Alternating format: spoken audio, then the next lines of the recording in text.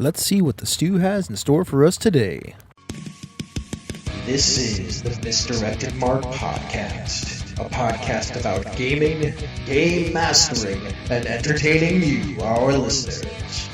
We are explicit, and you have been warned, and I'd like to thank Mike Willard for letting us use his music on our show. Now let's pick up those mics and get on with this thing. You know, I didn't have all this hair the last time we did No, this. you did not. You did not. So much more hair than I used to have. Hey, nice hat. Oh, thanks. Yeah, it's a very nice hat. So I'm Chris. My name's Phil. And I'm Lionel Messi. And this is the second time we're doing this opening because I forgot to hit record. Right. World Cup season. World Cup season. If you celebrate. Yeah. This is the Misdirected Mark Podcast. We are taking over the Gnomecast for one evening only. We'll see if we do more of these if we're having a good time. Don't ask where the gnomes are. I mean, we are gnomes. Technically, yes. So it's not like... These gnomes have taken over. Ange was busy at Origins, so we took over. Yes. And on this episode, we're going to talk about initiative in games, what we think of it, where it's at now in a bunch of different games, and how it affects the play of games with different initiative systems. Mm-hmm. It should be fun. It should be like an old school Misdirected Mark throwdown. I love it. Hootenanny, Roundup. I don't know. The nostalgia is strong tonight. I love a good mechanics discussion. Mm-hmm. Before that, we'll do the thing where we do what's going on. So, what's going on? I said, hey, yay, now we're getting copyright striked. Yes, that's right. Sorry, Ange. Gnomecast got delisted. So, Phil, what's going on? I'm playing some Blades in the Dark. Ooh. Running Blades in the Dark. 21 sessions in, so we're rounding our first year of play. So that's exciting, and I think the game's got some legs. I think we're firmly in Act 3. I think there's a bit more story left, and then we're eyeing up. Group had an early talk about it because I normally wait till we're finished with a game before we talk about a game, but we're eyeing up X-Crawl, the DCC version of X-Crawl. Yeah, there you go. So we thought that'd be a nice palate cleanser after doing all sorts of serious, sneaky. Who's the designer of that game again? I'm trying to remember his name. Brendan LaSalle? Yes, Brendan LaSalle. The reason I mention it is because Doc Palindrome on his new show that's coming out at some point, and then like the shows are all recorded and edited, they just have to start coming out. Interviewed him and Craig from Nerdburger Games in the Forever GMs podcast. So be on the lookout for that. Cool. Oh, I mean, I think he talks a ton about X-Crawl. So I'm a huge fan of DCC anyway, and X-Crawl and all of that stuff. So that's exciting. I'll have to listen. Other than that, I'm also just reading a lot of sci-fi. Nice. What about you, Bob? What's going on with you? I turned 60. 60 years old. Yeah, that happened. You're like less than a decade away from retirement age, man. Let's hope. He doesn't even know what to say about that. In this economy? What? Oh, not to get political, but it's all political. So, that happened. Minor downer. I had a couple of years where I was dealing a lot with different ailments with my parents. They're both in their 80s, and my dad's got dementia. So there's been a lot of that has been dominating my life for the last couple of years. Things have mellowed out. That's great, right? The mellowing out is the great part. Because my mom broke her shoulder. Like there was and she had knee surgery. It was just a thing. These sound like old people problems. Yeah. Which I'm not there yet. No. I'm getting there, but I'm not there yet. It'll come for you. It'll come for you. It comes for us all. It comes for us all. Time. Other than that, playing games with Phil. I'm in the Blades in the Dark game. Looking forward to X-Crawl as a palate cleanser. Doing a bunch of reading myself, consuming media, keeping up with the MCU when they do their thing, and streaming stuff. Doomsday's coming, man. Yeah, baby. What about you, Chris? I do a lot of this just in different places now. Tabletop Treehouse is the new show. There's the Fail Forward Society, which is the what is now the new AP. What used to be, I guess, Misdirected Mark Plays. I mean, it's not really because it's just me that moved over. So Scritches will be moving over to that feed at some point, and then there's going to be a game called I Didn't Hear No Bell, which we designed and are playing. It's a wrestling game where the kayfabe is actually real in the world. Okay. So like if the Undertaker was actually like an undead necromancer, like stuff like that. Like okay. And they still do wrestling shows. Like It's just that they also have these powers.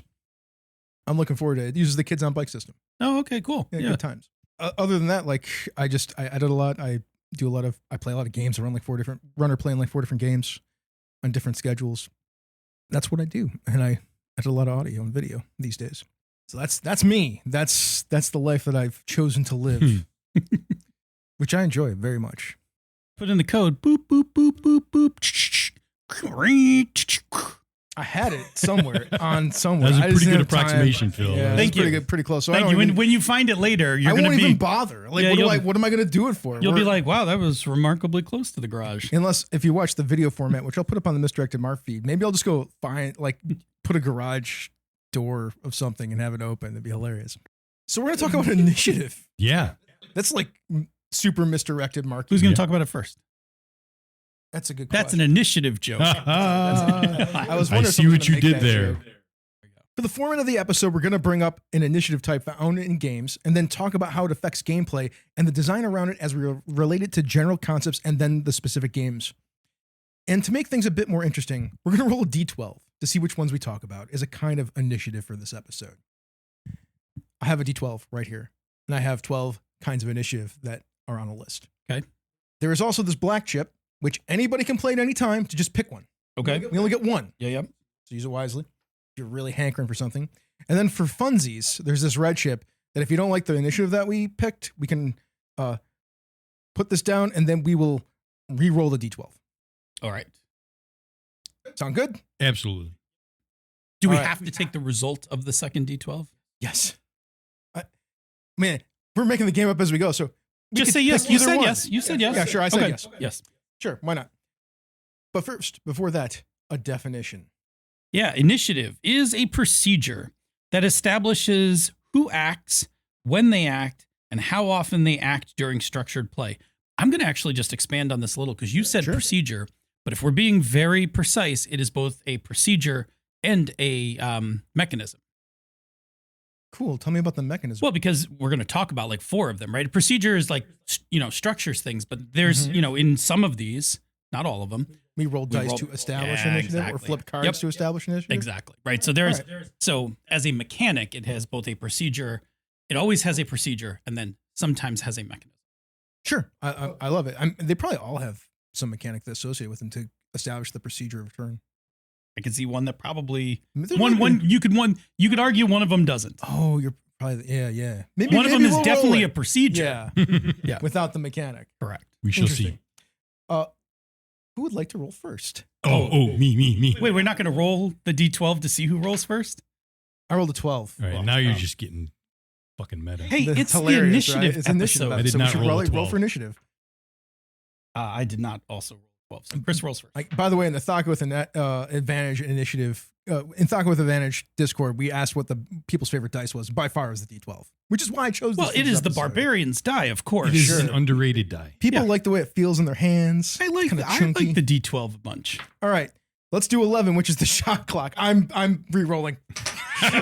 Well, we burned that chip quick. Chip's gone. Come on.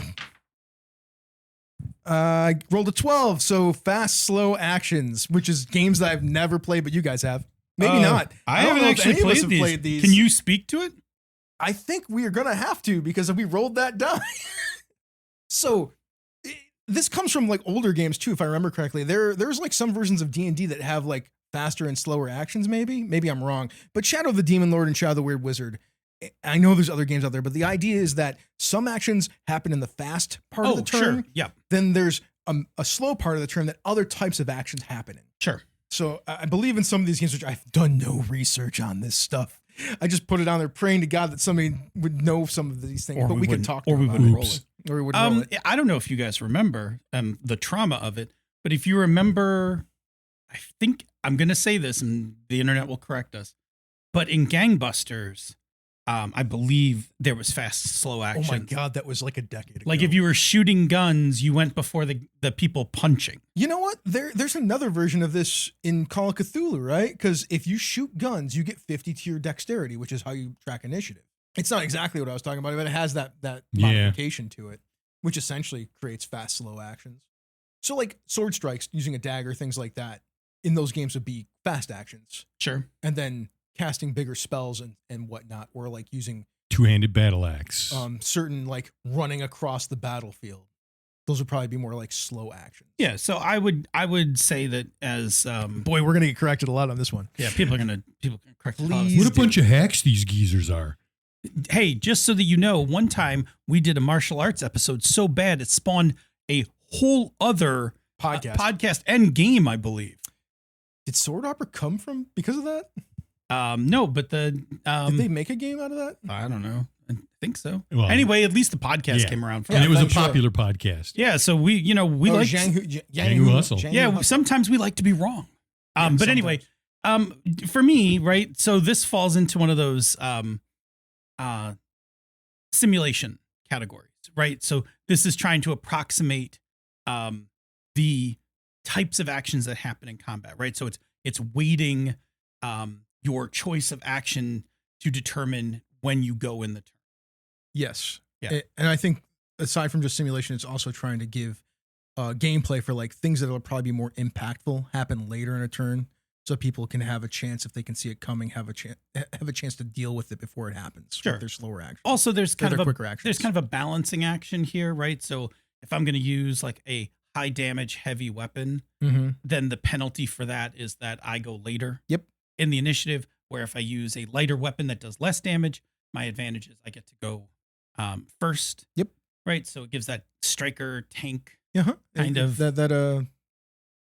That there's a choice there about how Yeah. you want to play your character and when Yeah. you're going to go. Exactly. Because the slow actions too, if you think about it, give you a chance, assuming you don't have to declare what you're doing before things happen. Like you just get to, like when you, like, well, you probably do, because you're like, I'm going to do this thing. You have to declare enough to determine you're Yeah. going But slow at or least fast. then you can see what the battlefield looks like or what's happening in a situation before you decide to actually do the thing. Yeah. I mean, Or there's how you want to do the thing. there's a lot of trade-offs that go Yeah. with that style. Like you act first in hopes that you can take something out, but then you're acting before you really know how everything else is going to unfold.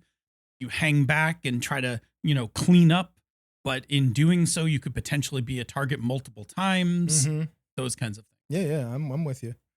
All right. I think that's enough on that one, since we obviously have no idea what we're talking about. We're just vamping Just it. checking. Yeah.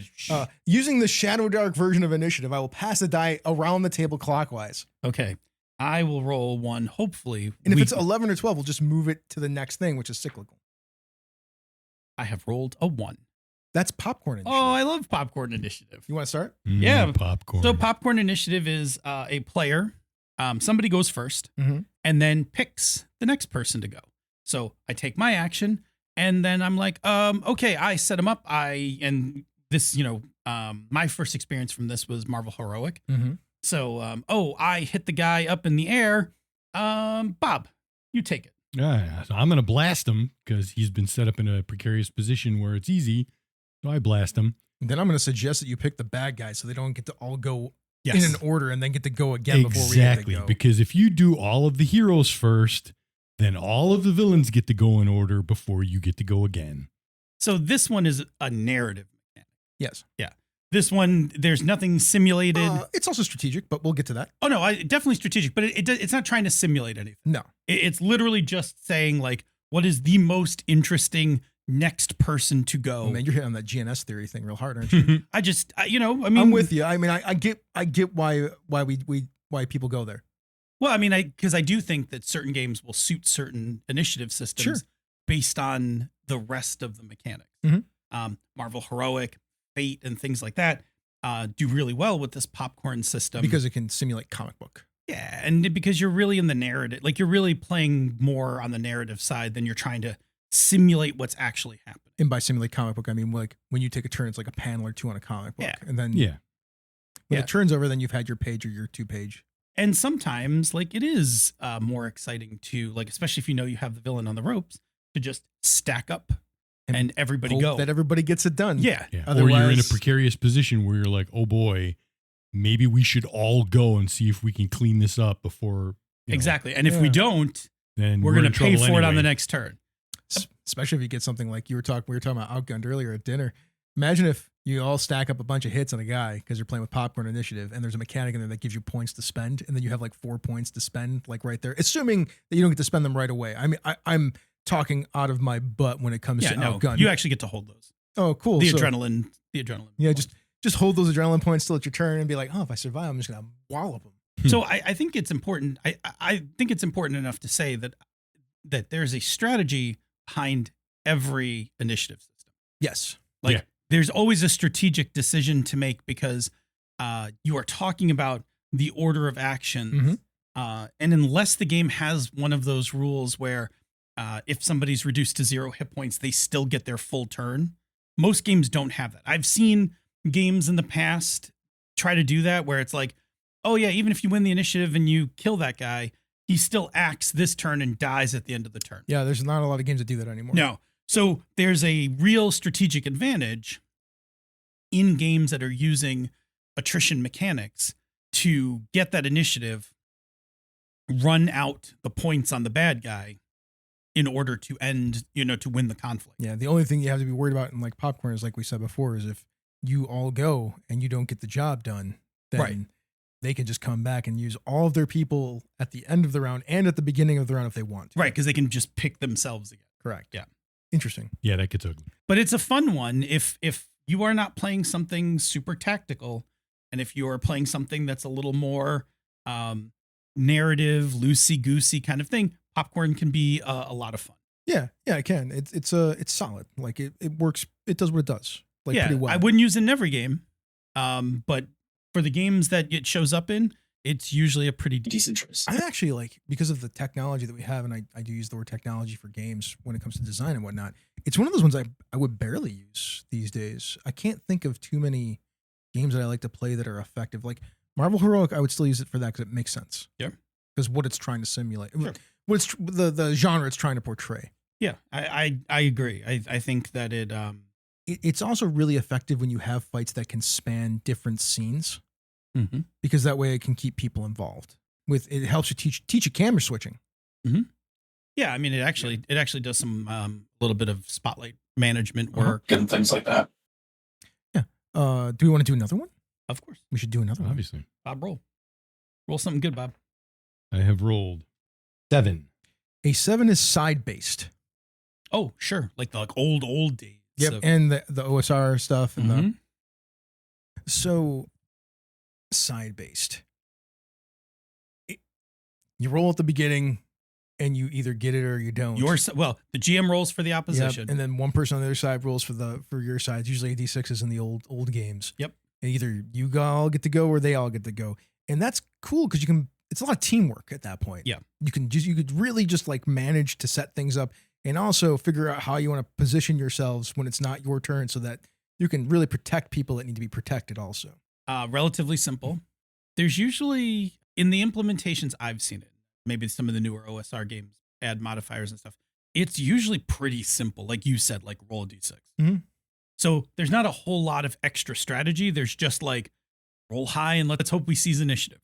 And I'm going to bring this one up because I think it's worth talking about because I'm kind of curious as to your guys' opinions on it. So Shadow Dark has a thing where it's around the table, which I actually have as one of the numbers on here, around the table initiative. Bonus initiative. But around the table initiative could be considered side-based. Because if the game master takes all of their monsters or antagonist turns when it gets to them, is it not essentially just that? Actually, I think it's probably just a modified version of side-based, right? Yeah. Because in side-based, you still have the question of who on the player side is going to roll first. Correct. And it matters because if, a wizard is about to drop a spell and a fighter is about to run across the battlefield, it does matter. Have the wizard go first so the fighter can run across. Or don't run across because I'm about to drop a sleep spell. Sure. Like, don't run into my sleep spell kind of thing. And that is actually a really good point because you have the flexibility with that system. Our whole side is going. What order we go in as a side isn't set. But you have other systems where it's like we're going in this order, and there's no mechanisms to change that order. Except for some of them. Getting up and moving. Yeah. So Which happens. yeah, Sure. So, I mean, right. And if a game has a way to change initiative, that adds like an additional layer of strategy. Yeah, I know you're talking about other games, and I was actually referencing Shadow Dark specific. right. But yeah, I don't think you're wrong in that around the table is really just It's A side-based. modified version of side. Yeah, because at some point, well, it depends. It's a modified version of side versus side if the GM either goes first or last. But if they went like, but it's around the table. around the table. Yeah, if you're So going around the table, It Yeah. just changes the starting point. Yeah. If you have a delaying action in your game, then it really is just side based. Yeah, because I, as a, unless the initiative system requires me to assign different initiatives to different groups of creatures or creatures, then I generally will just put all my creatures under one initiative. And when it's when it's my turn, I just work through the list. From a design point of view, like what is the benefit to doing that? I forgot to ask that for those other ones, but I should probably ask that question. Yeah. I mean, simplicity, right? It's easy. Sure. I mean, that's why it's why it's in the original D&D. Yeah, man. Playability is a big. I think playability is a huge thing for design. I would also argue, and I have nothing to back this up with, so my OSR friends or my colonoscopy D&D buddies. I play a fair amount of OSR games Sure. these days too, so I was can going to talk go a little history bit to on it. this. Sure. But I suspect that side-based has some sort of roots or DNA war gaming. back to war gaming. Yeah, you're probably right. Yeah, that makes sense. I'm pretty sure that's true. Because I would fair to guess that they did not invent a whole new initiative system when they cribbed over to make chainmail, right? Like they probably were like, well, how do we decide to go first? And they were like, yeah, we already have a thing. I haven't for that. read Chainmail in Nah, me 20 neither. years. How old am I? 46. Yeah, since I was 29. If you so can quote 15 us years. chainmail, also make sure you've gotten your colonoscopy appointment. Like that's, I had mine and sucked. or check with Yeah. your financial planner about your upcoming retirement. You should do that too. So I think it's interesting when you are designing a game, the initiative system, it's very telling, right? You're saying something about how you want combat to go because it is a key component to combat. It is. In that it orders like who's going, So- obviously. So I will take it to another space too. When for Shadowdark, for you guys, I know you guys haven't played it. Mhm. Your initiative order is also how you take your dungeon turns. Sure. So like in dungeon turns are like 10-minute, the 10-minute turn in the dungeon. The exploration, Correct. the checking So for like traps. we will go around, which keeps there's no caller in that game. Yeah. And we're talking old school dungeon crawling. Yep. We have a torch timer. And now I'm talking about other mechanics because your initiative is a mechanic that should mesh with your other stuff. Yeah. We didn't talk about it. We can go back and talk about Marvel Heroic and Popcorn because we could talk about the Doom Pool. Sure. And how dice That's probably a good idea. can get reduced in the Doom Pool, which Mhm. it might be worthwhile to have player characters to all go together so that the villain that can use the Doom Pool can't use the Doom Pool more Correct. effectively.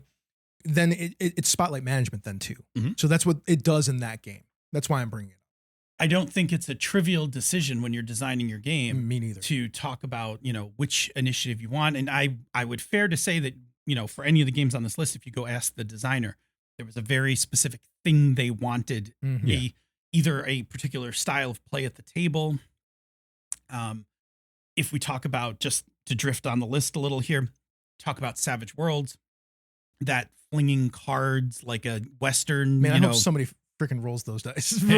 rolls either card. Well, we have the oh, black- don't worry. The token's still on the table. That's the we could pick whatever one we want. Tony. Correct. That's right. But yeah, so I do think that that's a design decision that's not only tactical, but there's a style piece to it. There's a statement about how we want combat to go, Mhm. kind of thing. Even to the point where, to talk about Spectaculars for a moment, right? Yes. Spectaculars breaks out initiative because that's a card based one. Yep. But it breaks it out for the minions and the villain separately. Mm-hmm. So it adds like an extra depth to the game that the villains all go, like they don't all go at the same time. Well, the villain itself has generally more than one action. yes, which are represented by multiple cards in the hit. Which is actually really cool. That's a smart game. It is a smart game. I hope we get that card based one so we can talk more about it. He says as we were all looking at the black token, and it's Chris's turn. Is it my turn to roll? I'm It going to is. roll this die. Well, that's a 7, which means it moves it to 8, which we already talked about. So then it goes to 9. GM decides, all but player facing, PBTA. Uh-huh. In this case, this mechanic is simply the GM points at somebody and goes, "What are you doing?" Yes. And then points at somebody else. "What are you doing?" And the reason this mechanic works is that for PBTA, the GM doesn't take a turn with their creatures. They act based off of the player moves. Mm-hmm. So I mean, they may say something like, the goblins are, your fight, like the goblins rush towards you. Yeah. And then you're like, I hack and slash. I don't take another action. Like, I don't hack and slash you, just in case people haven't played PBTA. I don't hack and slash you. Whatever the outcome of your roll is will determine what those goblins do in that fight. Yeah. So we just point at people. Be like, who goes? Yeah. Really, it's the game master gets control pacing. Right. But I think that's really important because you have to do that in a game where the GM doesn't have their own NPCs to advance forward. Mm-hmm.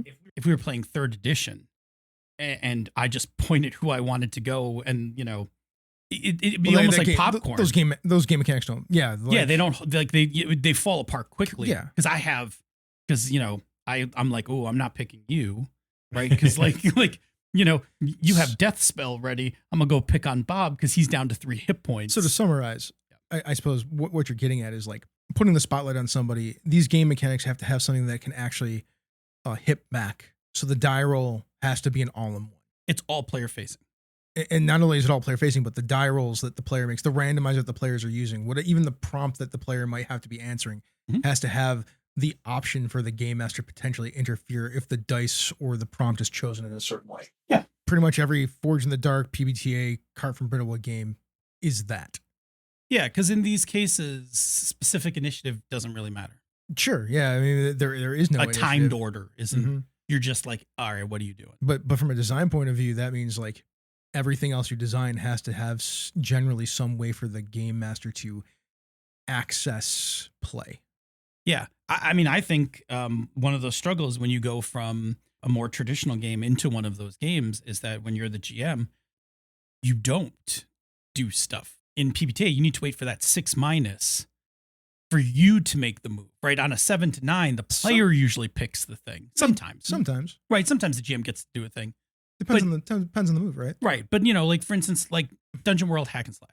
On a 7 to 9. Player hits, and then you could take a hit in return. Yeah. So or there's a couple of like, what is it? You lose ground or I'm sorry, that's volley. That's volley. Volley is one of the worst moves in the game. Yeah. But yeah, like it's all at the player side until you hit, and then when you hit that 6-, that's when the GM can be like, oh yeah, it bats you off the cliff. Yep. Yeah. So from a design point of view, what it means is that you have to be very conscientious of how you are structuring your responses for the game master. So that it seems fair and fun. Mm-hmm. Yeah. And flexible at the same time. That's generally how I see it. So yeah. And also you better be, as a game master, you better be pretty good at pacing. Yeah. I mean, you wind up having to do this kind of, I know I do it and I've seen you do it, where I'll get either partway through the table for initiative or all the way through and then stop and be like, okay, here's what just happened. Right. And I'll be like, Bob just got knocked across the floor. Chris is like running from the falling pillars. Like I have to like put it back into the narrative to like recap it so that people understand still what's going on. Like where all the pieces. Yeah. Cause you might forget the narration after 2 or 3. Because role-playing games take a long time. Shared narrative space. Yep. So your typical TV or movie scene lasts between 3 and 5 minutes. Your typical role-playing game scene lasts between like 8 and 12. Yeah. So it just takes longer. Yeah. And it's hard to hold that in your head. And when you're doing those like individual slices, I like to do it is I reintegrate the slices so that people can see like, oh, right. I am sliding across the floor and I can see, Chris running from the falling columns. So that we have that shared narrative space. Yeah. All right. Here you go. I just want to pick it. What do you want to do? Card. You wanted cards, baby. Let's do cards. Base. So this is Savage Worlds. This is Spectaculars. This is Dragonbane has this. Yep. I really like the Dragonbane version a lot too. This will actually cover another one for us too, which is the turn by turn initiative, because Savage Worlds has turn by turn. So does Dragonbane for that matter. So does Spectaculars for that matter, because you reshuffle the cards every turn. Everybody gets represented by a card. Cards get put into some sort of deck. Yep. Shuffled, dealt. Yep. And that's how you determine initiative. Whatever your version, if it's left to right or if it's from highest to lowest. Yeah. In Savage Worlds, in Forbidden Lands, and Dragonbane, they're numeric and high. I think it's high card first. High card first. Right. So I got the 9, you get the 4, that kind of thing. In Spectaculars, the cards are named. Yep. And it's just left to right. Yeah, you just draw out like the tableau of cards, and it's Controller. the controller, the striker, blaster, the villain, The character that you were playing, Yeah. the character archetype that you were playing. and then when it's done, you collect all the cards, shuffle, Do it again. and do it again. All those games, pretty much, you collect the cards, shuffle, do it again. Yep. I like it for the it It's messes with unpredictable. predictability. It's Yeah. unpredictable. You can't really plan from turn to turn. You got to just you got to play the turn. You can say things like if we get the high card, like we should do X, but you don't know what you get until the card hits the table. So, Dragonbane, talk about particular games. Dragonbane's got a neat strategic element to it because of you can trade cards with people.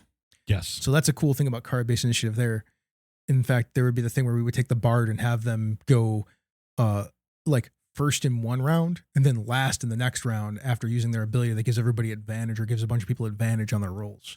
There's also a thing about taking defensive moves to protect yourself. Mm-hmm. So there is a thing where if somebody's really hurt, you want to make sure that you and they get a really high card and they're not going to act on it to trade it to somebody else. So they can I'm only going to take the defensive turn this turn. So, put me at the end or whatever. Is it Bard or Minstrel in Dragonbane? Probably Bard, maybe Minstrel, whatever it is. Doesn't really matter. Dude with a lute. Yeah. Person with a lute. Duck with a lute. Duck with a lute. It's the only species in that game that matters. Mallard all the way. Mallard for Incorrect. life. Mallard for life. You were created by humans. If you don't go duck, you're all out of luck. Human wizard. I mean, I like Angry Duck too. I think it's funny. Surly Duck is my favorite version of that game. But what I will say, right, a term that I believe we coined in this industry, it is a mechanic that increases latency. It does. Like there is a whole thing around it. The Savage Worlds community, they actually go with 2 initiative decks. They do. They have a hot and cold deck so that after a combat's over, they pass the deck to one of the players to shuffle, and they slide up a lot of GMs, experienced GMs will slide up their fresh deck so that they're ready to go right away. Yeah. I do want to talk about Savage Worlds, about the I think that game is Benny, fast. you want to talk about Benny's? No, I'm just trolling. that's fine. I I have much different opinions than I used to have. Am I a huge fan of the Benny mechanic as it's generally described? It's gotten better over the years. They've managed to say you could say Bennies get assigned for certain reasons. For old listeners, that would set old Chris off for a good 5 minutes. The Benny feels more like a fate point these days anyway. Sure. I still have a problem with it being assigned to health points. Like it's basically health points. It's weird that way, but it's fine. Like it's not a big deal. Like people love that game. Who am I to tell people that it's wrong? My personal feelings, I don't like mechanics that take a cool thing and make it a critical resource. I also don't like the XP point in Numenera for the same reason. Yeah, because I want the XP point and I want the reroll, but now I have to make a decision between the two, and I don't like that. So if Savage Worlds is a pulpy game, right, and we love our cool characters that are kind of hip and awesome and whatnot, then the harder you're role playing, the hipper and cooler that you are, the more staying power that you have. Yeah. So narratively, I can understand why it's that way. Bring us back to the initiative. Sure. Yeah. And now I will go back to why I think that was my initiative fault. is Sorry. interesting in Savage Worlds is because as you level up and get more edges and things like that, if you want, you can take edges that can help you manipulate the initiative card pools. Yes. Because Savage Worlds is all about minimizing the chaos of the game as you level up. Yep. You can get multiple cards and pick one. You can only have the lowest possible card. You can have like an 8 or a 9 or something Correct. like that. There's all sorts of interesting things that come along with manipulating the initiative deck. You can spend bennies to draw more cards, stuff like that. That's one of the things I like about Spectaculars is that some of the abilities in Spectaculars mess with the initiative order. Pretty cool. I like ability because then it creates gameplay. The initiative is then not just a set and forget kind of thing. Correct. We're talking about cards that can be manipulated, which is now gameplay. Yeah, and I think because we just recently, I haven't played Savage Worlds in a long time, but 6 months ago we played Spectaculars, or less than 6 months ago. And the thing about that initiative system is like sometimes somebody's on the ropes and we hit the end of the line and then you pick up the cards and you're like, boy, I really need, I need to be somewhere in this initiative. It feels great when that happens. Right? And just, you get that thing where you flip the cards over and it's like, player character, player character, player character. That's like rolling a nat 20. Yeah. It feels like rolling a nat 20 in a lot of cases. As a player, when you have a situation that's not side by side, where you could just, anybody on this team can decide who's going to go, whatever. If you've got a strict set of what the order is going to be and no way to manipulate it at all ever, then you get those moments where it's like, oh, we are screwed this turn. And while sure that's going to happen to you sometimes, and like that'll happen to you in real life, just sometimes it just doesn't work out.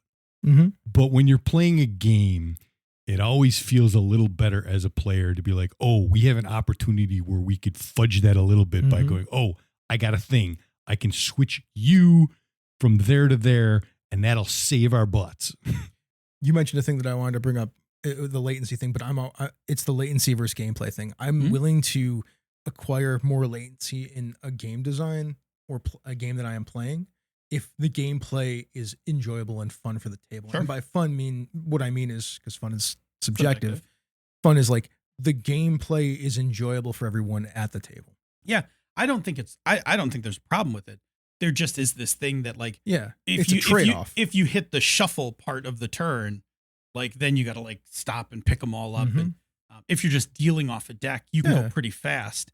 I think that's the difference between Savage Worlds and Dragonbane. Dragonbane, you have to collect all the cards back. Yep. Shuffle them, hand them out, let the players reorder them, and then start playing again. Whereas Savage Worlds, you do like hot deck, cold deck, then you're just deal. Yep. And then when you're done, just slide those cards off to the side, slide in a fresh deck, and you've really you've minimized. Yeah. So like in the Dragonbane example, if fun for the table is that manipulation, yes, then it's a good time. Well, and I think because they made it meaningful, it is fun.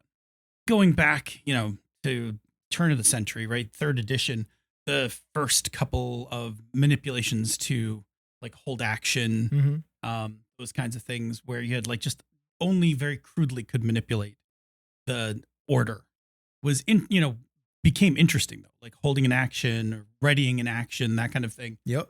But to get to like a full turn by turn manipulation of the mechanics fits certain games. And I think it is good for Dragon's Bane because that thing about defensive actions and things like that, where you wind up in the initiative order compared to the monster is really important. Am I going to rush the monster this turn? Nope. Monster got a 9. No, I'm not. Right. Like I'm hunkering down this turn. Yeah. I'm wondering now, thinking back now, my memory is not the greatest, but in all of our discussions throughout the course of Misdirected Mark Podcast, all of our discussions about latency, have we ever talked about if latency is still enjoyable to the players as part of the game, then it's less painful? Well, yeah. I mean, if the mechanic, even if it creates latency, if it's enjoyable as part of the gameplay experience, then who cares? Yeah. I mean, but there's all trade-offs. So like if every one of your mechanics creates latency and it's not fun to play around, like if any one of those isn't fun to play around, or even if they're all fun to play around, and it takes too long, then who cares? Betting in poker is can be a high latency it can be. activity, but still enjoyable because of the tension. Yeah. Latency is only a problem when it's not fun, where the game is so clunky or this mechanic is so clunky that it's actually making gameplay less enjoyable. That's when you start saying something like this latency, not all latency. Yeah. This mechanic is creating a negative latency. We never use negative or like positive. Like we never talked about it that way, but a negative latency would be a kind of latency that is diminishing gameplay. Yes. Because the play isn't fun. Yeah. Whatever you're going means. through whatever. I got to stack 20 dice before I can decide an action. Yeah. Like now, this isn't fun. And how does that relate to the game that we're actually playing? Right. Yeah. Like why is this thing, if you're ever asking yourself like, man, this is it's taking too long to get back around to the person and I'm not having fun like waiting for that person to do their thing. And it's also not super engaging for that person to play that mechanic. Right. This can be one of those like engagement's really what I'm getting at. Any to me, like negative latency is like when you get into dice pool games where too many dice get into the game. Yes. Like, and you're assembling like I love Cortex Heroic, but if you get too far into that, like you start building this like mega pool of dice, for what reason? Unless you have like 12 plot points to then add dice to the pool, right? Correct. To your results, and even then, do you really need it? That's where I thought Cortex Prime did a good job. Was like, Sure. And not to go too far into this, but for Cortex Prime, also one of those design considerations when you are using that toolbox to build a game is how many dice are you expecting in this pool? Yeah. I may not want seven, trait sets or something. For fear of propping up the game that I've been working on for a bunch of years, like the Streets of Avalon, it's got a bit of a dice pool thing to it, but you can't really get more than 5. Right. And that's like that's it. Keeping the latency down. Yeah. Genesis. You could get so many Genesis dice. is like right on the line. Like the tea leaf reading thing can be high latency, but it can also be pretty interesting. I actually bounced off that game because of that reason. It's hard. It's dice pool building and reading the tea leaves. Yes. We should define that, right? So dice pool building, meaning that you have to like assemble a bunch of dice for a bunch of different situations. Uh-huh. And then a long time ago, I know we coined tea leaf. I don't know. Did we coin it? I feel like we did. You assigned it to dice. I don't listen to a lot of other podcasts. I don't want to claim anything, right? I don't listen to a lot of other podcasts. Sometimes we just say the shit. The problem is because I hear sometimes things that we used to say. Other people have pop also, up. Yeah, yes. I mean, like, so I don't know if we coined it, but tea leaf reading is when you have symbols or something like that, and you have to decide what that means for your game. Yes. Positive or negative. Yeah. So I got 5 boons because that's what that game had was right. boons. What do I do with these 5 boons? Now, there were some choices you can make in that game, but in reality, you could just narrate it. Yeah, and those work great when you're making some rolls, but if you're doing like, well, that game was we're shooting Wars, 20 man. stormtroopers. Yeah. It's every turn, I'm building this giant pool and reading all the tea leaves. I mean, it's no Shadowrun for dice pools, but sure, but Shadowrun's just like a number of dice, right? Like the latency in got Shadowrun is like D6. Yeah, it's still too many. If you group yours in like 5s, you can just really. It's too many for me. Oh, for no, the Shadowrun lovers out there, more power to you. Yeah, man. if you love it, great. Listen, if you love that game, all on you. Yeah, it's just not. That is definitely. I'm not yucking anyone's thing. yum, but like it's not mine. It's not for me either. Like it's fine. Like I love the setting. But that is definitely one of those things. Go watch where, Bright with Will Smith. Why not? It's where latency latency can go bad. Yeah. But yeah, to Chris's point, right? I think there is a positive latency, like betting in poker. Yeah. There's a tension, or the latency that's in Dragon's Bane. That initiative order thing is actually pretty important. Yeah, we don't care about latency if it's engaging gameplay. There we go. That is the simplest way that I can put it. Yeah. It's basically what we've been saying for the last 10 minutes. Turn taking in Pandemic. Yeah, man, it's so fast. It can be, or you can take 20 minutes to decide. Yeah. Like, sure, you need to go here, and I mean, hopefully we're group mathing it out at that point. Yeah. So no, that's good. Do we want to do another one, or is there? Well, is there one that we haven't done? I'm gonna read the list and see if they're like. We don't have to do anymore, but we could if we wanted to. See if anything pops out to anybody. Okay. Back and forth. So like bad guys go, good guys go, bad guys go, good guys go. Draw still has that. There is roll plus stat. That's D&D and Pathfinder. I don't think we have to talk about that. Everybody knows that one. Roll plus stat. I mean, how you manipulate that is interesting, but other than that, there is set by stat, which we sort of mentioned. That's Call of Cthulhu and Delta Green. Like you don't roll initiative, you just have an initiative. Oh yeah. Then there's a randomizer based result. So flipping cards is like that, but Daggerheart has that too, which is the randomizer of your game actually dictates your initiative. Interesting. So explain that to me, because I haven't played Daggerheart. So there's no initiative per se in Daggerheart, but how we decide who goes in an action sequence is you start with the players, and then they will do a thing and make a roll, and they roll 2 dice, a hope die and a fear die. Right, we were talking about this over dinner. Yeah. And if you roll a success, like you hit your target number to hit a person or to do a thing with hope, then either you get to go again or somebody on your side gets to go. Nice. Okay. So like you keep the initiative on the player side. Yeah. And then if you miss or you roll a fear, then the game master gets to choose one of their antagonists or the environment to act. Oh, that's cool. So it's kind of momentum. It's kind mimicking of momentum. Popcorn adjacent, because if you get the right to go again, you get to pick who goes. Well, you don't pick who goes. Your team picks who goes, because you can go yourself if you wanted to. Right, but it's not static, and it's not. It's team side though. Yeah. Like anybody can choose to go. So yeah, kind of like popcorn, but not. It is definitely its own thing. Like there is nothing that I know of that's really like it. I would love somebody to tell me, but I mean, I look at a lot of games and I haven't seen anything like it. Yeah, out of all the games that I've played, it seems pretty unique. I'll mention a really obscure one as as we're getting close to the end of the list that we didn't have on here, but I came up on I was thinking about it this morning. Aces and Eights has an initiative system. Well, that's the shot clock. It is the shot clock. Tell me about it. But it's a count up shot clock, Yep. right? So in Aces and Eights, combat starts at 0 seconds, and actions Take cost seconds. And so initiative is, I think there's something that sets the initial initiative, right? That says like pick your first move. Sure. And then like once you pick your first move, it's like, oh, you drew a weapon, that's 3 seconds. Mhm. Now, we're doing second 0, right? So all right, we all pick our thing, we set our place on the thing. Then it's like, okay, at second 1, all right, everybody's action is still going on, right? Second 2, second 3, second 4. Okay, at second 4, Chris can act again because his action ended on second 3. What's your next action? I'm going to shoot. Okay, that's like 3 more seconds. Do you know what would only make that better to me? And you could tell me if they did this or not. Like at second 0, when there's people that are at the same second, you have to like write it down on a card and then flip it.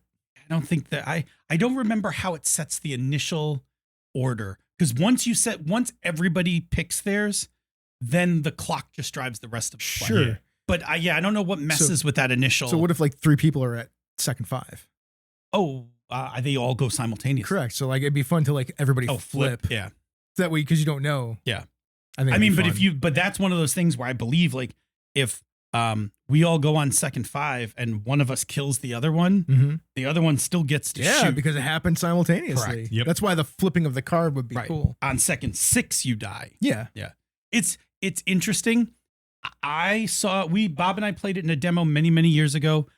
I felt like it was really slow. It is really slow. It Like was very and, slow. And you needed, like, there was a table of like list of actions, like draw shotgun from behind your back, pull, like draw a knife. Like What you need is a shorter list of things. Yeah.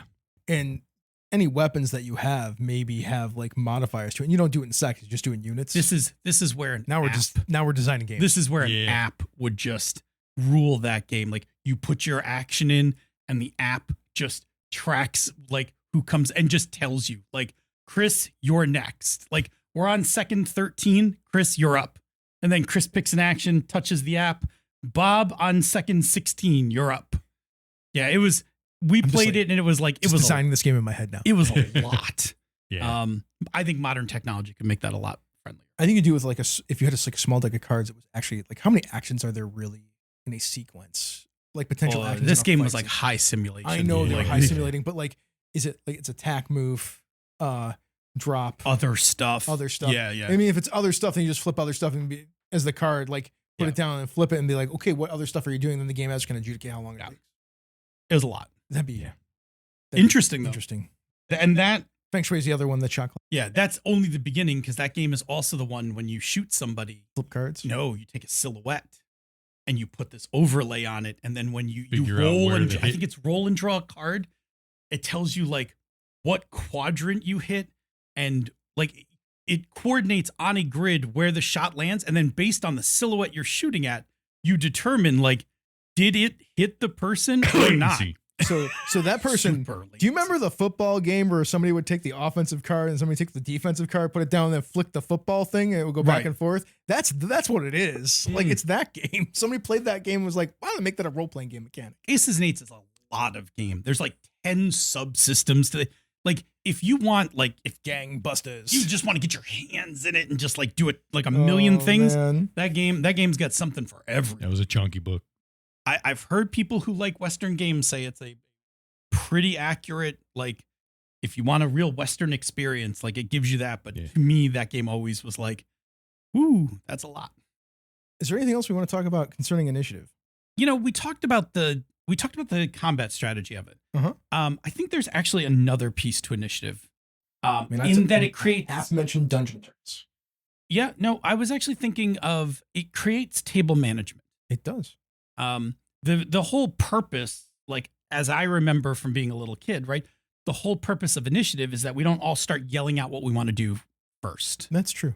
right? Like because that will create a very chaotic table. But Sure. by having a process and a mechanism that puts everything in order, the table, like everybody knows their turn.